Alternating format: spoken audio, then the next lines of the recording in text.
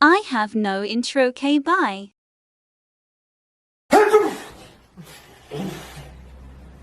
Ryan, come on, get up. You're gonna be late for school. Yeah, I don't buy it. Get up, get dressed, and I'll be waiting in the car. Oh, Mom, I'm sick. I can't go to school today. Mom! Where the heck is she? Mom! I said I'm sick! And? What am I supposed to do about it? Walk to school? Stay in bed? I don't care.